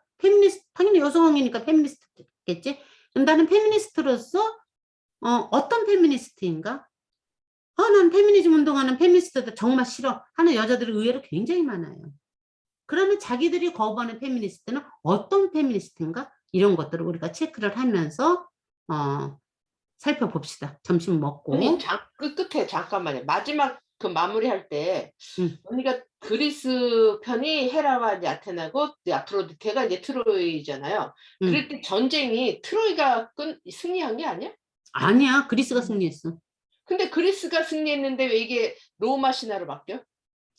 거기서 일단락되고 거기서 모든 영웅은 다 죽었어. 그리스가 승리를 했어. 그래서 트로이 목마라는 게 있는 거야. 트로이 목마는 뭐야? 그리스인들이 거의 패배할 뻔했는데 오디세우스가 꾀를 내갖고 공간을 만들어서 도시에 들어가서 트로이 성을 함락시킨 거야. 그래서 트로이가 끝났어. 함락당해서 트로이가 졌잖아. 트로이가 함락당할 때 트로이의 장수였던 아이아이가스인가 어떤 그 장수가 트로이를 빠져나가. 빠져나가서 이탈리아의 조그만 변방인 조그만 도시인 로마에 정착을 해. 이쪽 이제 그 트로이 목마를 했던 이 그리스 이쪽 이 장수가 이제 로마에 정착을 한다고? 아니, 그리스 장수가 아니라 트로이 장수가. 자, 트로이 장수가? 트로이 영화를 보면은 그게 나와요. 그래서 트로이 장수가 로마에 정착을 했기 때문에 로마 신화의 이 근원이 로마는 트로이로부터 선조를 트로이라고 생각한다. 그렇지. 지금 이게 망해가. 망해가니까 여기서 더 있으면 안 되겠어. 트로이의 명맥을 유지하기 위해서는 도망가서 딴 데서 일단 물러나갖고 다시 다음 기회를 보겠어. 이런 맥락으로 이 장수가 그 고국을 빠져나간단 말이야. 어차피 불타서 없어질 건 뻔하니까 빠져나가갖고 이상한 나라, 그 조그만 나라 변두리에 가서 깡받고 거기서 살아서 새끼를 낳아. 그 중에 손자인 로물루스가 있었다고. 그 로물루스가 로마를 어떻게 했다고? 큰 나라로 제국으로 만들었다고. 트로이 전쟁에서는 그리스가 승리를 했고 트로이가 멸망을 했지만 트로이의 한 장수였던 아이아이가스의 손자인 노물루스가 로마를 재건을 했다고. 그 사이에 그리스는 어떻게 됐어? 크게 이게 쌈박질을 하고 이렇게 하면서 결국에 가서 누구한테 망하냐? 그리스는. 그리스가 쓰러진단 말이야. 이제 점점. 페르세우스, 그러니까 페르시아한테도 쓰러지고, 그래서 한번 페르시아를 간신히 이겼어. 그런데 그리스의 도시국가였잖아. 그리스가 조그만 나라들이 뭉쳐져 있는 거잖아. 그 북방에 있었던 마케도니아. 마케도니아 왕이 누구야? 알렉산더잖아. 알렉산더에 의해서 이거를 제국을 어떻게 했다? 함락시켰다. 그리스를 마케도니아가 그러니까 정복을 했어. 그리스만 정복한 것이 아니라 알렉산더는 그리스 정복하고 난 후에 동방원정을 떠났잖아. 그 사이에 로마라는 나라가 생성이 되고 있는 거야. 세계사적으로 보면은. 그래서 유럽에서는 제2세대로 제국으로 로마가 이제 확장이 돼서 중세가 시작되는 거지. 오케이. 자, 고대에서 중세로 넘어갈 때인데 로마가 제국이 되는 거지. 고대의 제국은 나라는 그리스가 중심이었다면. 그 다음에 근대로 와서는 어디가 중심인데? 이탈리아에서 프랑스로 넘어오지. 프랑스로 넘어왔다. 이게 어디로 넘어가? 미국으로 넘어가지. 큰 덩어리가 흐르는. 알겠습니다. 그리스는 나라가 지금도 있죠. 당연히 있지. 근데 그때 그리스가 망했다는 거는 신화에서 망했다는 얘기인가? 뭐가 망했을까? 그리스가? 그 당시엔 로마도 조그만 나라가 있었지? 지연이 왔나 보다. 여러분들 지금 정혜가 질문한 것에 대해서 여러분들 알죠? 답? 예. 그러면 이거 밥 먹으면서 정혜한테 설명해줘도 되겠지? 예. 지연쌤이 아니고 응. 교수쌤이 오셨어. 오, 그래? 응. 자, 빨리 진지하세요. 지은쌤, 지금 요 설명, 이제 우리 밥 먹고 나서 하는 거, 지금 정혜가 질문한 것 무슨 얘기인지 너무 알죠? 내가 밥 먹으면서 얘한테 설명해 줄게요. 그래. 자, 그러면은 1시, 그러니까 12시 1시 50분에 예. 다시 만납시다. 응. 지금 이제 오늘은 왜 이렇게 정신이 늦었어? 아니야, 늦은 게 아니래. 왜 저러냐.